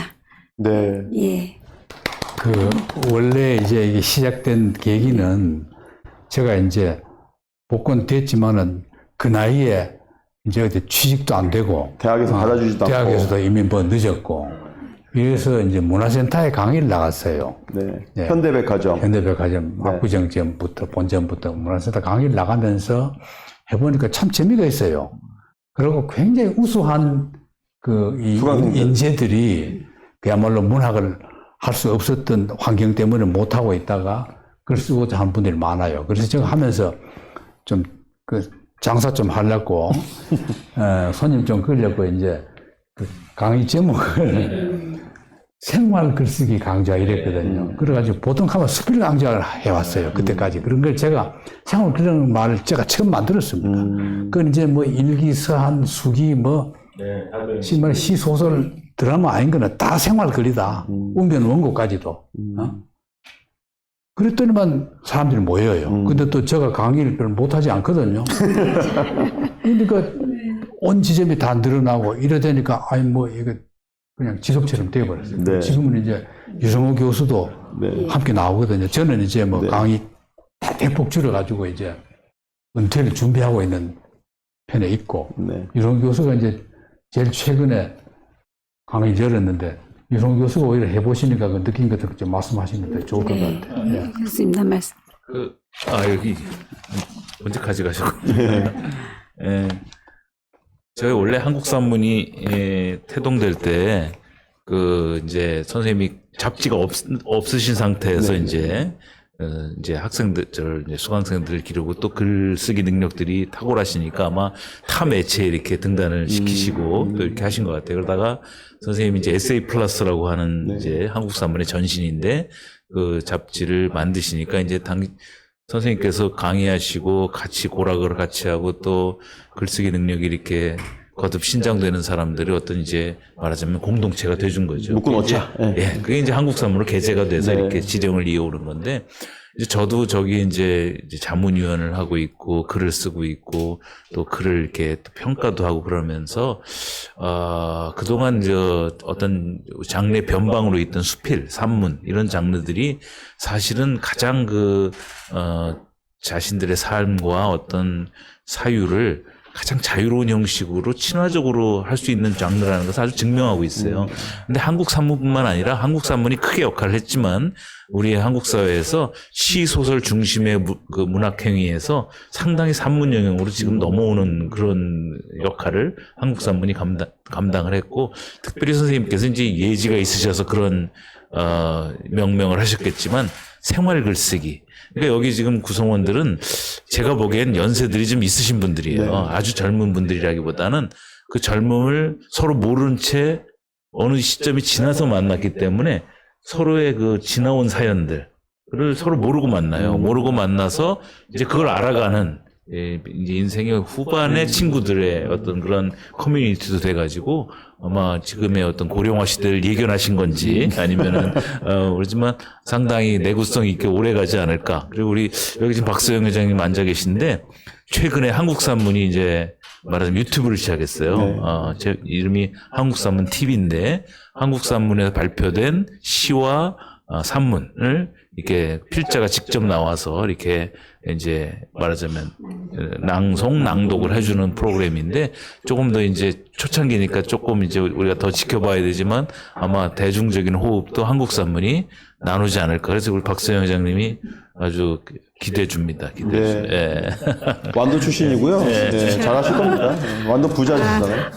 그리고 한국산문 15년사 지금 보이는데, 또 큰 일을 했죠. 코로나로 인해서 잠시 조금 강의 이런 환경들이 좀 위축됐을 때 또 우리 임원영 교수님께서 저희들한테 아이디어를 주셨죠. 그래서 또 우리 김미원 전 회장님께 현재 상임 고문님께서 주도를 하셔가지고 월간 한국산문의 역사 1부터 지금 15년사를 그대로 모든 목차 굉장히 큰 역사적인 자료가 되지 않을까. 그래서 뭐 수필계뿐만 아니라 문단에 계신 분들이 굉장히 부러워라 하셨고 또 우리는 하고 싶었지만 자료가 없었다 이랬었는데 저희가 정말 그 모든 회원들이 가지고 있는 자료를 다 수집을 해서 또 한국사문 15년사를 편찬했고 또 2021년에 또 하나의 쾌거가 방금 말씀하신 서툴지만 정말 지금은 아기와 같은 걸음걸이지만 그래도 수필계에서는 이런 단체에서는 공식적인 유튜브를 유튜브 채널. 처음 시작했다는 게 지금은 정말 아주 엉금엉금 걸어가고 있지만 조금씩 발전하리라고 봅니다. 그래서 한국사문 유튜브, 한국사문 TV가 개설됐다는 거, 예, 그리고 또 저희 한국사문이 굉장히 재능 기부들을 많이 해주시고 한결같이 내 책이다 이런 마음들을 가지고 하시거든요. 그래서 또 뭐 2014년, 13년, 2021년 또 한국문화예술위원회로부터 발간 지원금도 받았고 또 사실은 내년 이후 3년에 대한 것을 어제 그제 신청해서 20페이지가 넘는 거 신청해서 지금 올려놨습니다. 그래서 이제부터는 기도의 시간이라고 생각을 합니다. 예, 그래서 우리 한국사문을 이루고 계시는 회원님들은 저희가 농담처럼 정말 좋으신 분들만 오신다 그런 말씀을 하시거든요. 그리고 또 하나의 잊지 못할 것들이 우리 임 교수님께서 해주셨던 문학기행, 세계 문학기행, 국내 문학기행 이런 것들이 저도 뭐 책에 보니까 20여 차례라고 나와 있는데 저는 한 7번 정도 했던 것 같아요. 근데 돌이켜 보니까 특히 또 코로나 때문에 여행을 못 하게 되니까 그 여행들이 얼마나 값진 것이었는가. 그리고 내가 10년, 20년이 흐른 후에도 내 인생의 장면을 꼽으라면 우리 임 교수님 따라서 갔던 뭐 그리스, 이태리 뭐 이런 그런 문학 유적지 이런 한 장면들이 아닐까 그런 굉장히 생각을 했었고 참 값으로 따질 수 없는 큰 유산이다. 그래서 굉장히 감사드립니다. 네, 네. 역시 회장님 문학 말씀이- 기획을 네. 이제 이 박 회장이 왜 그렇게 쭉 못 했느냐 하면은 박 회장을 데리고 문학 기획을 가면은 그렇게 재미가 있어요. 오락부자입니다. 예를 들면은 그리스 신전에 가서 신전에서 노래하면서 춤춘 건 우리밖에 없어요. 가이드가 놀래가지고 자기가 오랫동안 몇십 년 가이드를 했지만 이런 팀을 처음 본다고. 왜냐하면 신전은 좀 엄숙해야 되거든. 네. 그래서 막 앞서가지고 노래하고 춤추고 하니까 막 같이 어울려서 합창하면서 춤을 추는 거예요. 그 신전에서 그 완도 옆에 진도아리랑 부르시는 거 아니에요? 아니요, 다른 그래서 팀들이 복을 없었기 때문에.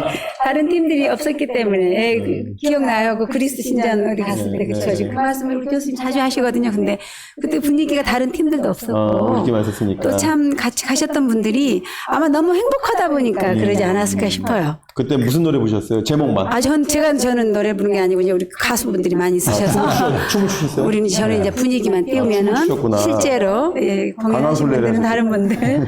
예, 그래서 아마 너무 행복하니까 그 우리 힘들이 그러지 않았나 그렇게 생각이 들어요. 그 유명한 시지포스 신화 네. 산이 있는데 그 꼭대기 거기서도 너무 좋았어요. 춤췄어요. 거기서 강강술래를 거기 하셨는데. 예, 그 산은 춤춰도 됐었어요. 아, 그렇습니까? 야, 그 그림이네요. 그러니까 그 외국 관광객들이 바다가- 다 서서 구경했어요. 거기는 예, 이제 야외였기 때문에 근데 아마 다들 너무 행복하셔서 그거를 견디지를 못하고 표출을 하지 않았나. 예, 그래서 굉장히 좋은 추억으로 네. 예, 남아 정리를 좀 제가, 하고 싶어요. 객관적인 네. 이제 관찰사로 정리하면, 선생님께서 이제 88년도에 이제 감옥에서 나오시기는, 그 전에 나오셨지만, 이제 88년부터 공식적으로 사회생활을 하셨지만, 직업이 제대로 없었으니까, 받아주는 데도 없고, 98년도에나 사면복권 받으셨으니까, 그러니까 이제 어떻게 생계를 위해서 어떻게 보면은 시작한 것이 이제 현대백화점 문화센터였는데, 여러 번에 하시다 보니까 그 수강생 제자분들이 너무 아깝다. 그래서 제자분들과 이제 소장님이 의기투합 하셔서 우리의 별도의 그 한국산문 SA 플러스를 시작했지만 그 만드셨고 그것이 지금 한국산문 20년이 넘게 역사가 됐고 그다음에 생활 글쓰기라고 하는 게 노동자들한테 노동자 글쓰기가 상당히 한때 유행이었거든요. 그렇죠. 예. 노동자들은 그냥 일만 하고 투쟁만 했느냐. 노동자도 글 써야 된다. 노동자 글쓰기. 자기를 돌아보고. 그게 또 노동자를 조직하는 그런 것이었다면 그것에 어떤 기본이 되는 그 출발이 되는 것이 생활 글쓰기. 그것이 노동자한테 가면 노동자 글쓰기가 되는 거고 이렇게 되는데 저 같은 입장에서는 과거에는 직업적인 시인과 직업적인 소설가의 책만 읽는 게 독자의 몫이었거든요. 근데 이게 이제 나도 쓸 수 있다. 그래서 그런 것들을 민중화시키지 않았을까? 글쓰기를 대중화시키지 않았을까? 역사의 대중화란 말처럼 글쓰기의 대중화를 한 것에 가장 어떤 보편적이고 아주 좋은 모범 사례다. 한국산문이. 예. 거기에 이제 중심인 바로 우리 박 회장님이 오셨고요.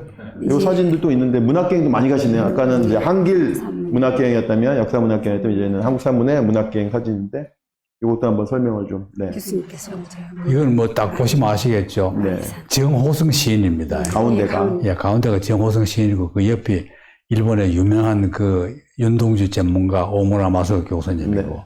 그리고 이 문학기행이 유명해가지고 한길사 때도 문학기행이 유명했고, 그다음 이제 영문연 때도 일부 기행을 했지만은 본격적인 기행을 한국 산문에서 이제 문학기행을 했거든요. 그래서 이제 외국 기행도 많이 했지만은 국내에는 거의 한 달에 한 번씩 갔어요. 그러면은 오무라 마소 교수 같은 분은 그 당시 현직에 있었거든요. 근데 방학 때 오면은 꼭 전문학 기행을 일정을 미리 오시기 전에 이메일로 딱 확인한 뒤에 그 일정에 오면 맞춰서 바로 가는 시청해서 거죠. 와요. 예, 예. 그 부부 동반도 같이 많이 했습니다. 네, 네, 예. 네. 그런 정도로 아주 문학기행이 유명했습니다. 네. 인기도 있었고. 네. 우리 박 회장님은 국내 기행 중에 생각나는 지역 하나만 말씀해 주십시오. 국내는 못 갔을 거예요. 예. 주로 해외 전문이시구나. 해외 전문. 그리고 이제 제가 활동했을 때는 봄, 가을 있었던 이제 심포지엄 뭐 그럴 때 저기 청송 문학 객주문학관 장흥도 갔었어요 2번인가. 네. 그렇죠. 그리고 그다음에 또 저쪽 토지문학관 주로 이제 문학관들을 우리가 다니면서 강사분들 초청해서 심포지엄도 하고 근데 지금 코로나 때문에 그걸 못해서 굉장히 네. 안타깝게 하는데 곧 재개되리라고 봅니다. 아마 구상문학관 갔을 때가 네. 유 교수가 받지 맡았죠. 네네네. 저기 외관 베네딕토. 예, 마지막 저기 외관 베네딕토 거기 예 거기에서 우리 교수님께서 내년에는 또 많이 또 이제 다시 한국사문 문학기행이 좀 잘 되길 바라고요. 네. 저도 진짜. 저도 문학 소년이었어요. 네, 아니, 초대를 농담이 아니라 고등학교 하겠습니다. 때 문예반이었고요. 아 예. 저희 문예반 출신 중에 가장 유명한 사람이 위기철. 아, 이게 공지영 첫 번째 남편. 예. 네, 위기철. 아, 네, 네, 그렇구만요. 첫 번째. 예. 하여튼 저도 문학 청년이었으니까 나중에 한국사문 입회를 시도한번 해보겠습니다. 네, 이제 박 회장님인데 네. 마지막에 다시 한번 자리에 모시기로 하고요. 다시 이제 마이크를 유 교수님. 하겠습니다. 다시 마이크를 감사합니다. 쳐주시고. 감사하겠습니다. 마지막에 또 박 회장님 다시 모시겠습니다. 네, 감사합니다. 네, 이제 이야기를 이제 마지막 이야기가 이제 민족문제연구소 이야기를 나머지 해야 되겠는데 아까 이제 오무라 마소 교수님하고 임종국 선생님하고 또 인연이 좀 있지 않습니까? 소장님 예, 가운데 그렇죠. 좀 예. 해주시고. 그래서 이 예. 임영국 선생님이 참 그 어떻게 보면은 독립운동가 같은 예. 그 불행한 삶을 사셨어요. 그래서 이제 국내에서 그 유명한 친일문학론을 출간했지만은 출간 뒤부터 모든 그 인생길이 막힙니다.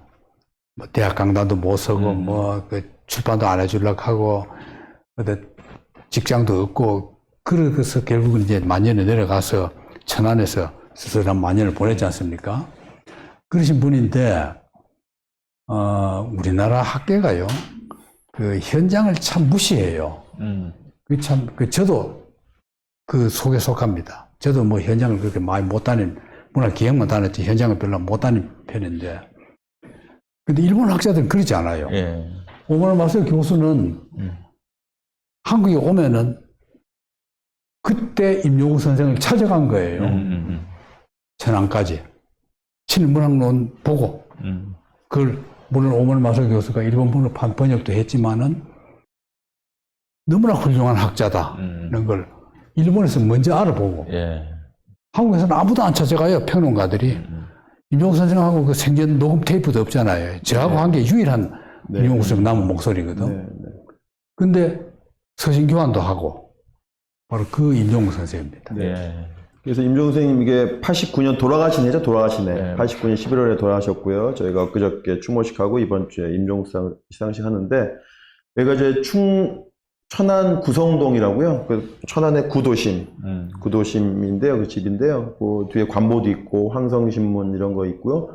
아까 마찬가지로 이제 학계에서 이런 건 안 할 때 이분이 문학가로 출발했지 않습니까? 이분이 문학가로 등단도 하시고 이상 연구 처음으로 하셨다는 분이기도 한데 이렇게 문학인이 바로 역사까지도 하는 이런 것들을 봐서 우리 책 제목이 바로 문학의 길 역사의 광장인데 거기에 임종 선생님의 표제를 그렇게 지어도 들어맞는 분이다. 네. 네, 라고 보고요.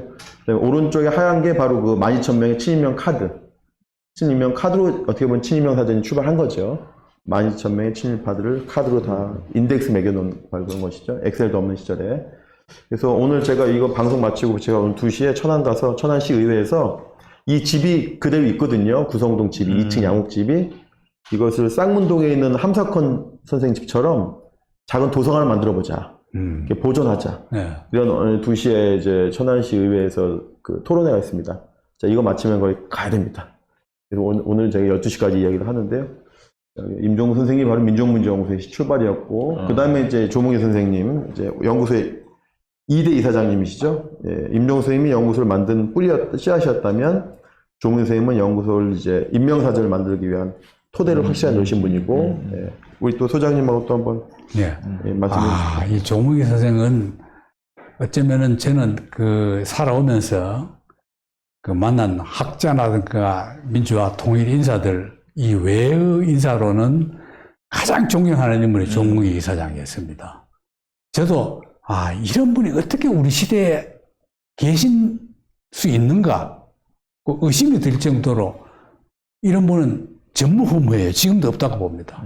독립운동가들이 물론 다 훌륭하시지만은 생전에 계신 독립운동가 중에서는 가장 훌륭했던 분이 꼽으라면 저는 단연 조문기 선생이라고 할 정도로 참 대단한 분이 아니냐 생각이 들어요. 네. 그 이제 저는 감동받은 거는 이제 정부가 이제 민주화되고 나니까 광복절이나 3.1절 때 이제 제가 민족문제연구소 소장이라고 초청을 해요. 저도 이제 그 초청 받으니까 기분이 좋아가지고 가려고 그 조문기 선생 보고 이사장님 언제 가시려면 같이 갑시다 하니까 자기는 안 가신대요. 그 무슨 소리냐 그랬더니만 자기는 이게 도대체 독립된 나라도 아니고 광복절 3.1절 행사 그거 하는 거 아무 의미도 없단 말이야. 나는 그거 안 간지 한 번도 간 적이 없다. 제가 부끄러워져요. 어떻게 나는 감히 거기 초청받은 걸 영원스럽게 생각했던가. 그 뒤부터 저도 하나도 안 갔어요. 네. 안 가니까 또 나중에 초청도 안 해요. 지워졌고. 의리 안 하나 보다. 초청제 명단에서 지워져 버렸어요. 네, 그래서 이제 초대. 이런 분. 네. 그 왜 그러냐. 이분이 하신 말씀, 방 실장 잘 알잖아. 네, 그 다음 사진에 나와 있는데. 나오죠. 정리를 하자 보면은 이제. 89년에 저기 임종 선생님 돌아가시고 11월에 1년 한 반 정도 준비해서 91년도에 만들어지고 연구소가 근데 초대 이제 이사장님은 인권 변호사인 이도명 변호사님이 하셨고 그다음에 2대 이사장님이 이제 조문기 선생님이시거든요. 그래서 2대 이사장님 때부터 이제 우리가 알고 있는 7.1명 사전을 만들 수 있는 사실상 토대를 기초를 다 만드신 분이죠. 놓으신 분이고 하여튼 연도가 26년생이십니다. 26년생.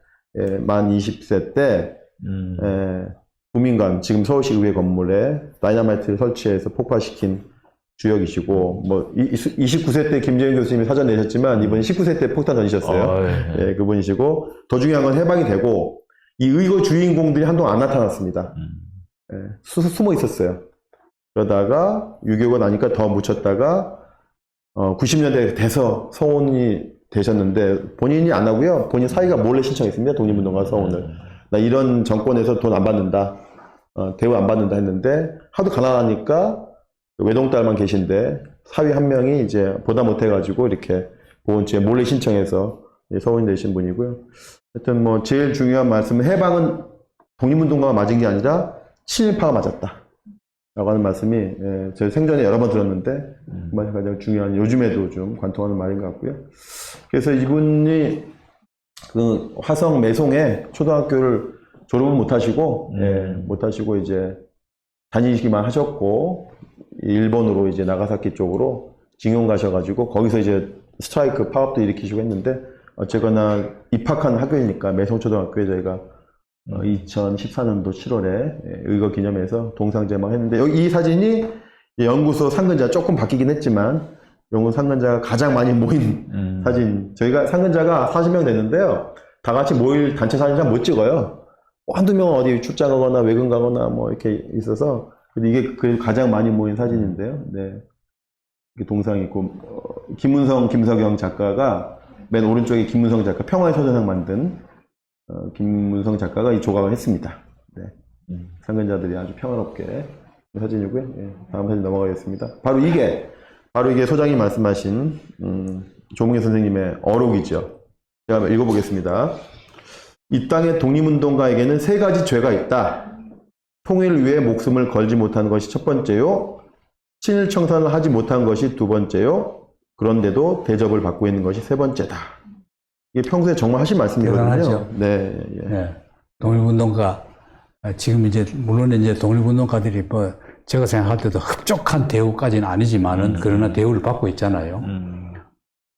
그런데 그것조차도 항상 미안하게 생각하는 거예요. 독립운동가로서 그 일도 못하면서, 네, 노릇도 네. 못하면서 받는다는 거예요. 난 저런 말씀을 하시는 분은, 어떤 면에서는 보면 거의 성인의 경지예요. 그 두 번째까지는 가능한 이제 네, 세 번째에서 예. 일종의 대접받는. 네. 그래서 광복회 사회에서도 되게 왕따 당하셨어요. 그러니까 임종국하고 비슷합니다. 너 뭐 잘났다고 뭐 그렇죠. 행사에도 안 오고 3.1절에도 안 오고 뭐 그러냐 8.15에도 안 오냐고 예. 참관 우리가 뭐가 되느냐 근데 맞습니다. 안 가시는 거예요. 그런 거. 그러니까. 그래서 이제 민족문제연구소 저희가 이사장님으로 모셨고 그 임종국 정신과 조문희 정신이 정말 일맥상통한다. 뭐 이렇게 생각이 되고요. 요 글씨 이제 신영 목사님이 써주셨고요. 그래. 대전 국립묘지에 묻혀 계신데 국립묘지 가면 대부분 뭐 아무개의 묘 돼 있잖아요. 애국지사. 근데 유일하게 컴퓨터 글씨체가 아닌 친필로 되어 있는 거의 유일한 묘비가 바로 조문희 선생님 묘비고 흔쾌히 또 신영 목사님이 써주셨습니다. 네. 요건 또 이제 우리가 이제 연구소 하면 딱 떠오르는 거 누구나 다 생각하시죠. 바로 친일 인명사전 모금이고요. 요건 제가 사전 설명을 좀 드리면 2003년도에 문재인 노무현 정권이 출범했지만은 이제 여소야대 집권 정당이 이제 소수였는데 그래서 뭐 의회에서 통과가 안 되죠. 그래서 그나마 지금 광복회장인 김원호 회장님께서 그 전에 2003년도에 2억 원 기초조사하라고 2억 원 주셨는데 그걸 어떻게 알고 한나당이 그걸 어떻게 알아내가지고요 2억 원을 없애버렸어요 아예요. 그래서 2004년도에는 제로예요 제로. 그게 이제 알려져가지고 오마뉴스에 2004년도 1월 8일 날 알려져가지고 맨 오른쪽에 오마뉴스 오연호 사장이 그 얘기를 알고 이거 그냥 우리가 모금합시다. 이때가 오마뉴스 생긴 지 2년째입니다. 오마뉴스 2002년도에 생겼는데 그래서 2004년도 1월 8일 날 왜 기억하냐면 1월 8일 날이 반민특위가 활동해서 첫 번째 체포한 게 박흥식이거든요. 화신백화점. 체포한 날이 1월 8일. 저희가 모금 시작한 날이 1월 8일입니다. 네, 그래서 제가 잊혀지지 않는데 하여튼 오연호 대표, 그 다음에 조문희 선생님, 그 다음에 이만호 소장님, 윤경로 편찬위원장님이 네 분이 모금했는데 11일 만에 7억 들어온 거는요 불이웃 돕기 말고 처음입니다. 불이웃 돕기 뭐 어렵다, 뭐 아프리카 난민 돕자 이런 거 말고는 이런 어떤 되게 메시지가 강한 이런 것들 어떻게 정치적이 강하다 볼 수도 있고 메시지가 강한 모금인데 11일 만에 7억 들어온 거는 처음이다. 그래서 오연호 대표 말씀이 생기고 2년 만에 서버를 교체했다. 서버를 늘렸다는 거죠, 이제. 그래서 저희가 오마뉴스 발전에도 기여했습니다. 근데 이제 이 사건에서 이제 가장 중요한 대목은 시민의 아이디어였습니다. 그렇죠. 이게 모금하자는 게. 말하자면은 그 이제 민족문제연구소가 친일 인명사진 만드는데 연구비도 안 준다. 그걸 보수 정당들이 한 푼 나중에 다 깎아버렸다. 그 조금 깎아도 화가 나는데 아예 완전히 한몫을 없애버렸어요. 그러니까 이제 그걸 우리 이제 조세열 그 당시 사무총장 지금 이제 상임이사죠. 이거 어떻게 하냐 그럴 때 바로 그걸 보도자료를 내보내버립니다. 그러니까 그 보도가 나가니까 우리보다 국민들이 더 흥분해요. 특히 청년들이. 지금 그런 청년들의 기백이 어디 갔습니까? 그 불과 몇 년 만에. 난 요새 지금 청년들도 그런 기백을 가져주길 바라는데. 그러니까 이제 뭐 고교 교사가 한 분이 지방에 계신 분이 부산에 그 부부간에 어디 뭐 차를 타고 가다 얘기하다가 자꾸 불평을 하니까 그 부인 되신 분이 그러지 말고 당신이 한번 나서봐. 그래서 이분이 오마이뉴스에 편지를 써요. 그 편지가 오마이뉴스에 나가니까 바로 모금이 시작돼 버립니다. 참 이건 계획하지 않은 모금. 예, 우리 사회가 이게 바른 거예요. 그만큼 우리 국민들 전체가 친일파라면 칠 떨고 있는데 지금도 어떻게 광화문에서 소녀상을 없애라고 일장기를 들고 나타납니까? 지금 이 어느 때인데. 요 얘기 때, 요때, 모금할 때 또 에피소드 말씀드리면 지금 들고 있는 게 저금통은 아실 거고, 그 다음에 통장. 이게 통장 정리하지 않습니까? 이게 통장 기계 넣어가지고 찍 나오는 건데, 제가 경험인데요. 저희가 국민은행하고 농협 두 개의 계좌를 열었는데, 통장 정리하려고 이제 은행 가서 기계에 넣으니까 안 돼요, 이게요. 이게 오류가 나요, 자꾸. 안 돼요. 그래서 창구를 갔어요. 그 창구 직원이 안 돼요. 보니까 이게 계속 들어오고 있는 거예요, 돈이. 그러니까 안 읽히는 겁니다. 기장이 안 되는 거죠. 그래서 오른쪽에 그냥 뽑아달라. 네. 그래서 A4 용지 뽑아준 겁니다. 그 정도로 정말 감동받았던, 야, 통장이 안 읽힐 정도로 들어왔다. 그런 감동을 좀 저희가 아직도 갖고 있습니다. 그래서 이제 우리가 친일명 사전 발간했고, 그 어떤 힘으로 2004년도 1년 만에 바로 이럴 때 우리가 음수 사원이다. 이게 어디서 왔냐, 뿌리가 어디냐, 이런 성원들과 이런 것들, 임종국을 기려야 된다 해서 바로 그 힘과 여력으로 바로 2005년부터 임종국상을 기념사업회도 만들고, 임종국상. 맨 가운데 이제 뒤에 서 계신 분이 이제 장병원 회장님이라고요. 우리 광복군의 아들이시고, 자수성가한 기업인이신데, 지금까지 계속 16년째 임종국 기념사업회 이끄시면서 자비로 계속 비용을 내십니다. 예. 상금도 다 내시고, 이게 첫 번째 상이 되겠습니다. 앞에 보니까 쟁쟁한 분들이 많습니다. 네. 한번 쭉. 네, 맨 왼쪽부터 초대 수상자인 김영만 선생님은 김주열 열사의 동기동창입니다. 김주열. 마산상고. 지금은 이름이 바뀌었더라고요. 학교 이름이요. 마산상고가 용 무슨 고등학교 바뀌었던데, 용마고등학교인가? 하여튼 거기에 동기동창에 알고 봤더니, 그래서 김주열 열사 기념사업도 하시면서 경남 지역의 친일전쟁 청산을 현장에서 하고 계신 분. 그 다음에 정규라 PD. MBC PD이면서 이제 친일파 문제, 이제는 말할 수 있다. 친일 문제를 처음으로 공중파해냈던 분이죠. 그다음에 김경현 연구자는 이제 진주, 하씨, 강씨가 많은데 그 면에 면사를 쓰는데 하씨, 강씨 빼라고 이렇게 엄청 온 거예요. 종친회에서. 그걸 물리치고 다 이제 면사 쓰면서 다 넣었던 그런. 그다음에 이제 종희 선생님, 그다음에 타계하신 우리 이희화 선생님, 그다음에 이만열 교수님, 그다음에 주서빌 선생님, 그다음에 이때는 이사장님 아니셨지만, 이제 함세웅 신부님은 연구소 초창기부터 도와주셨으니까, 그게 되고, 뒤에는 이제 뭐, 이건, 이제 운영위원장님, 그 다음에 이대성 선생님, 독립운동가십니다. 김미시엽 교수님, 소장님, 장병 회장님, 그 옆에가 바로, 임종우 선생님의 아들입니다. 임정택 씨, 그 다음에 돌아가신 시인 이기영 선생님, 그 다음에 경희대 전기호 교수님, 윤경로 선생님, 이렇게 되겠습니다. 네. 역사적인 사진입니다. 네. 네, 다음 사진. 그래서 이제 친일명사전 2004년도에 그렇게 국민들의 성금을 받고, 뭐 그 돈만 한 건 아닙니다. 이제 2004년도에 성금을 하고 5년이 더 걸려서 2009년도에 바로 백범묘소에서 헌정. 그 당시에 이제 이사장님이 바뀌셔가지고요. 조문희 선생님도 돌아가시고 해서, 오른쪽에 이제 김병상 신부님, 그 다음에 윤경로 선생님, 소장님이 이제 전 3권을 들고 백범묘지. 이때 또 에피소드를 또 제가 또 설명을 드려야 되네요. 본의 아니게. 여러분 15분 남았는데 이제 민족문제하고 시가 지니까 제가 많더라도 양해해 주십시오. 사전은 나왔고 기념식을 어디 할 거냐 고민이 많았습니다. 기념식 어디 할 거냐. 이때 2009년도인데 이명박 때입니다. 이명박 대통령 때였기 때문에 아마 웬만한 대관은 안 해줄 거다. 제일 만만한 게 대학인데 대학 중에서도 친일파 없는 대학 찾아가 보자. 친일파 관련 없는데. 그 연고대는 당연히 빠지는 거죠. 이대도 빠지고. 동국대도 당연히 빠집니다. 동국대도 초대 총장 친일파여서. 그래서 찾아보니까 숙대예요. 찾아보니까 숙대가 설립자가 친일과 관계 없습니다. 숙명여대랑 이제 지금은 건물이 없어졌는데 숙명 아트센터라고 공연장입니다. 이렇게 공연장. 대관이 다 끝났습니다. 제가 직접 대관을 했거든요. 대관 다 했는데 대관하고 난 이상하게 왜 이렇게 대관을 받아주네. 직원이 참 훌륭하네. 역시 숙명여대다. 이제 근데 알고 봤더니 나중에 외주준 업체인데 연락이 왔어요. 대관 취소하겠다고 이틀 전에. 제가 11월 8일 발간시켜야 돼. 이틀 전에 전화 왔습니다. 대관 안 된대요. 왜 했더니 무슨 뭐 학교 측에서 뭐 그 당시 한 암흑의 총장이신데 학교 측에 연락이 왔대요. 이거 하면은 이제 논란이 예상되고 충돌이 예상되니까 학교 시설이 파괴될 수가 있다. 그래서 이제 나가달라 이렇게 된 건데, 그래서 아니 이거 계약 다 된 거고 돈 다 냈는데 하여튼 뭐 자기 위약금 낼 테니까 나가라 이런 거예요. 우리는 그럴 수 없다. 말도 해야 되는 거고. 파괴되면은 파괴하려고 오는 사람들을 막아야지. 경찰이 학교가 막아야지. 우리한테 그걸 우리도 못하게 하느냐. 그래서 우리 같이 현장을 갔는데 아니나 다를까 경찰이 딱 둘러싸고 있고 경찰이 더 많고요. 반대파가 얼마 없습니다. 반대파 10명이면 경찰 100명 왔어요. 그러니까 이 발간 보고대회는 경찰이 막은 겁니다. 정확히 말하면.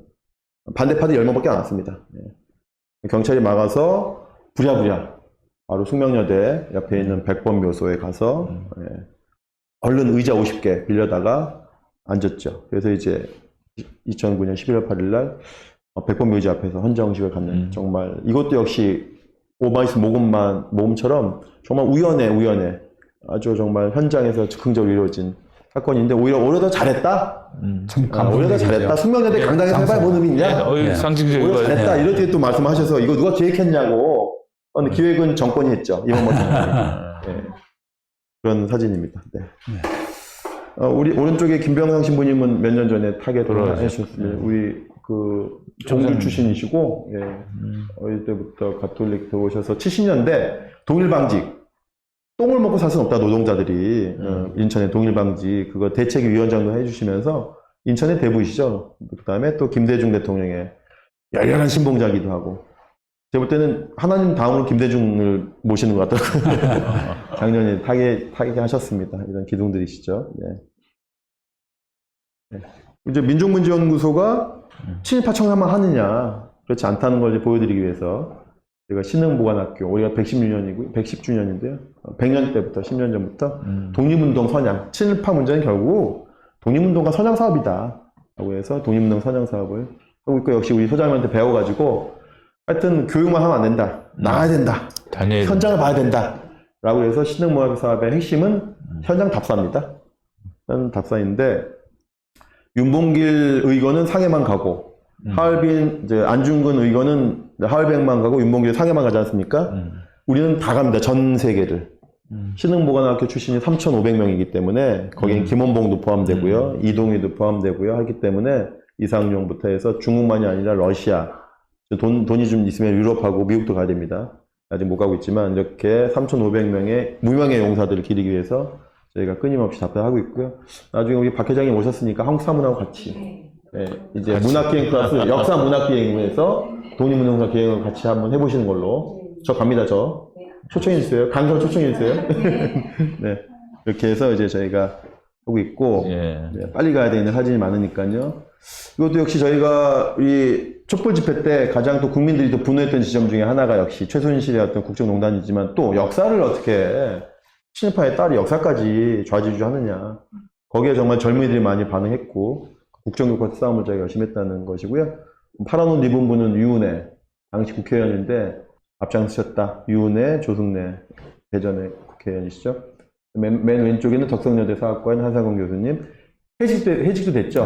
사학투쟁하시면서 그 다음에 지청천의 외손자인 이준식 박사님 최근까지 독립기념관장 하셨고 그런 분들이 정말 엊그제일 같네요. 엊그제일 같은데 제가 할 때 참 고생 많이 했어요. 아유, 정말 추웠죠. 네, 아주 추웠고요. 이 하도 그 극우 그 친일 세력들이 기세등등하게 나온 데다가 정권이 뒤에서 딱 받쳐주니까 이거 잘못하면은 국정교과서 되면 어떻게 하냐 했는데 결국은 그걸 막았죠.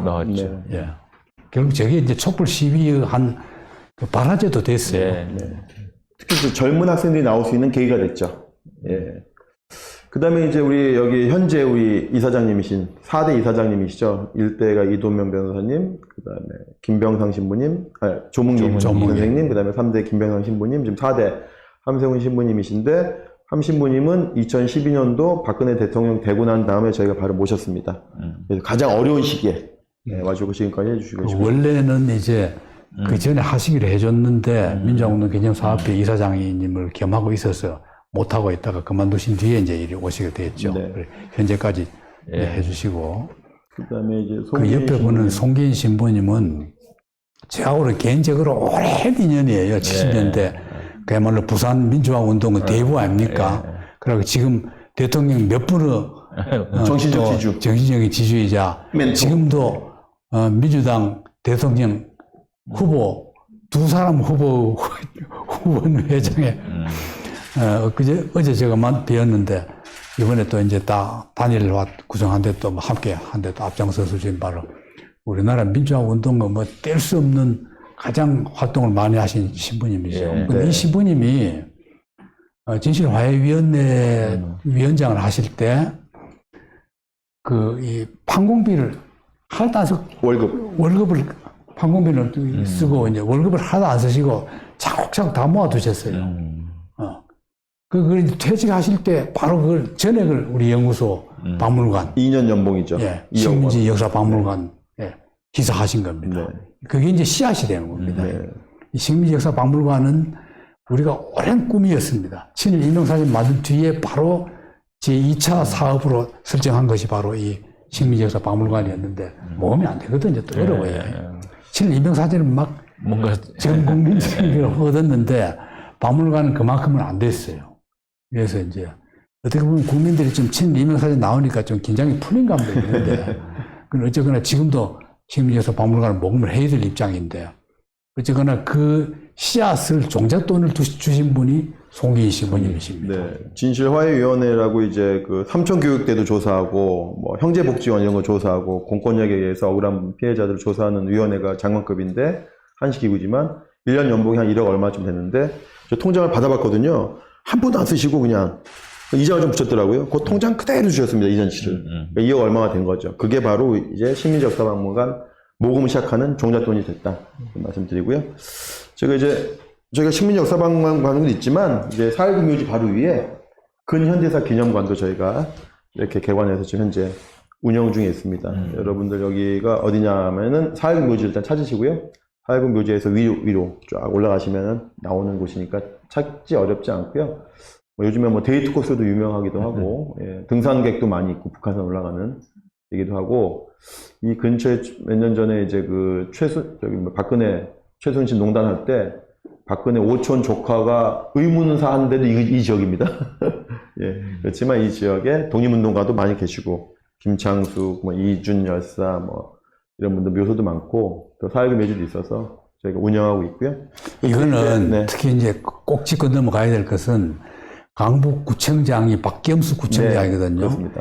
이분이 그야말로 구청장 출마할 때 공약 자체가 민족의식 고취예요. 그야말로 독립운동가를 선망하고 받드는 분이라서 마침 이걸 하려고 하는데 마침 그때 시장은 또 박원순 시장이었기 때문에 그 협조를 잘 얻어가지고 만들어서 우리 연구소가 완전히 위탁 운영을 맡아서 계속 해오고 있고 지금 굉장히 잘 되고 있습니다. 네, 지역의 명소가 돼가지고요. 예, 그 당시에 개관식 때 박 시장님 축사해 주시고 박경수 구청장님이 지금 3선이셔서 이제 내년에는 이제 못 나오시고 이제 정치 구청장 은퇴하시는데 12년 노력했습니다. 임기 첫 해부터 하셨습니다, 이거를. 임기 첫 해부터 1년 차부터 노력하셔가지고 이제 한 3년 전에 6년 전인가요? 그때 이제 저희가 개관했죠. 네, 근현대 기념관은. 네, 이제 요거 이제 마지막 사진이 거의 가고 있는데요. 이제 이게 바로 이제 식민지 역사박물관을 개관하는 그 사진입니다. 2018년 국치일에 맞춰서 2018년 8월 19일. 비가 왔습니다. 비가 와가지고요. 예. 다들 여기 사진들이 많이 안 보이시지만 뭐 이제 오른쪽에 이제 소장님 그다음에 이덕우 변호사님 계단에는 이제 윤경로 선생님이 카메라를 바라보고 계시고 그 밑에가 이제 한상원 교수님, 임경록 교수님 위에가 이제 송기인 신부님. 저 위에 이제 함세영 이사장도 예, 함세영 신부님도 계시고 강방기 선생님도 계시고 이화 선생님도 계시고 모자 쓰신 유영표 선생님도 계시고 예. 저는 가장 앞에 눈에 띄는 옷을 입고 있고 이렇게 되겠습니다. 네. 다음 사진 볼까요? 네. 예. 이건 이제 저 개인적인 생활로 돌아오는 거죠. 이제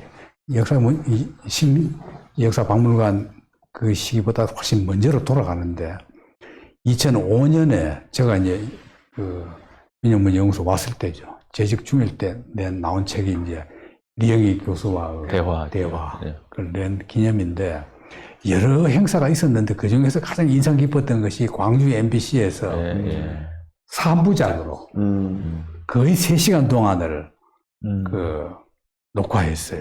그 현장에서 녹화해서 방영하고 지금 뭐 저 테이프 저것도 다 가지고 있는데 아마 저게 아마 거의 대화를 그 일관한 그런 정도의 길이죠.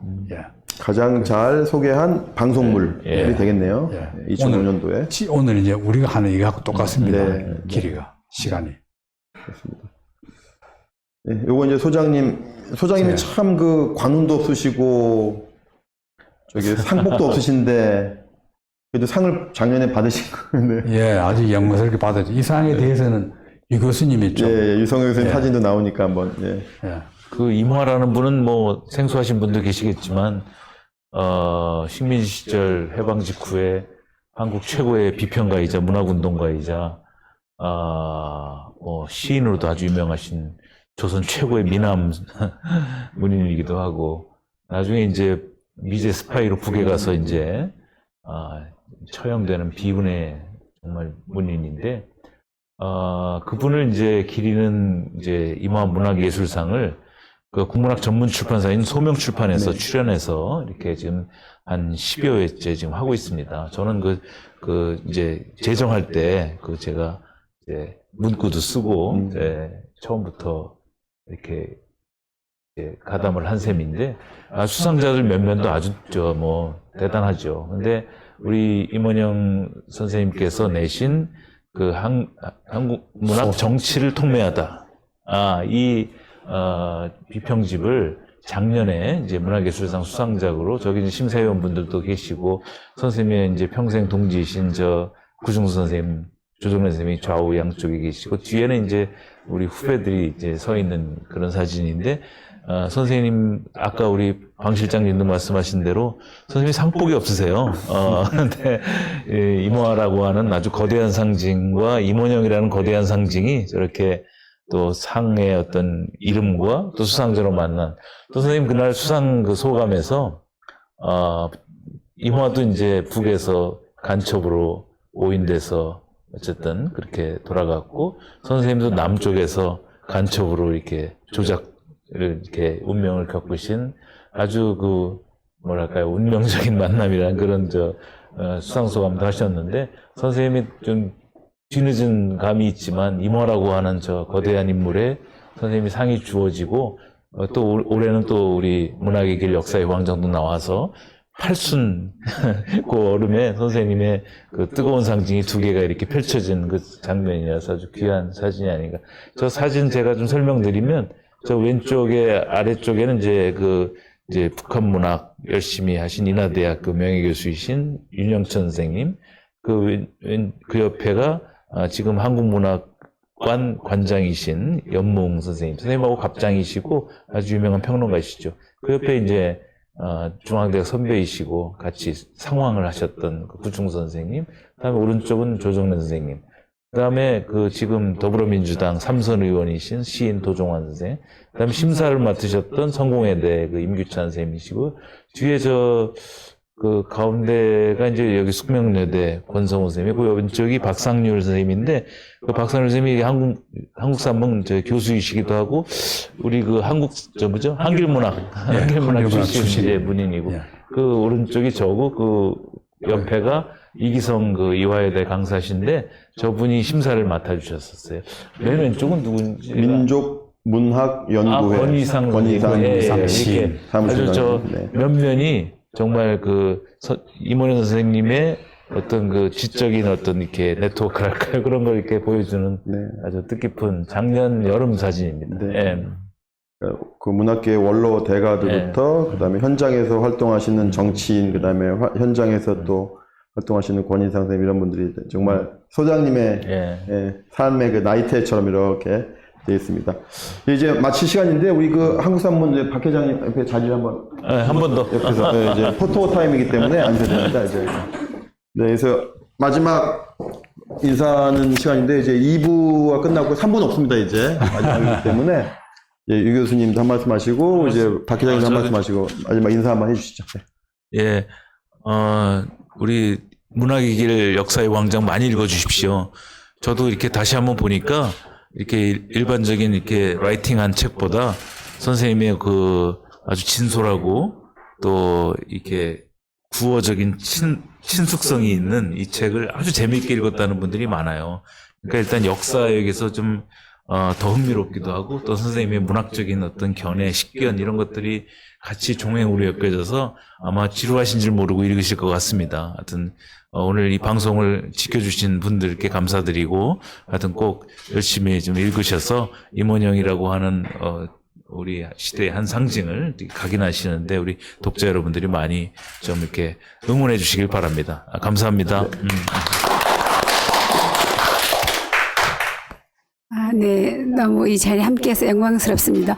어제 저희 문우 한 분과 통화를 하다가 이 책 내용에 있는 그 내용을 얘기하다가 그분이 막 눈물을 글썽글썽하면서 우리 교수님 고초당하셨던 그 장면을 아마 읽으셨나 봐요. 그래서 우리가 전화를 끊으면서 했던 얘기가 그래 우리는 교수님한테 잘해야 돼 그렇게 끊었습니다. 너무 감사드리고요. 예, 그다음에 너무 애쓰셨고 그리고 책 많이 봐주시길 바라고 또 더불어서 바야흐로 모든 국민이 글 쓰는 시대가 오지 않을까.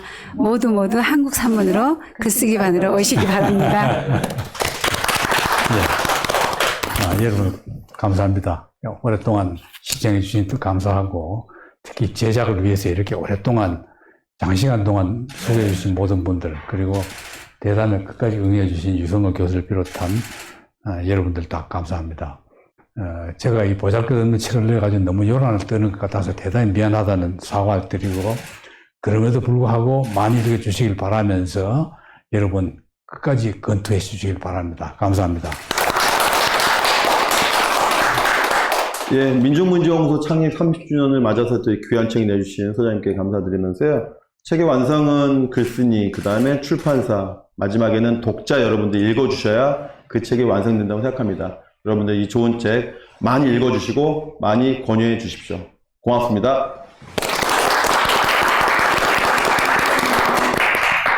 네. 수고 오늘은 많았습니다. 책 없습니다. 수고 많았어요. 네.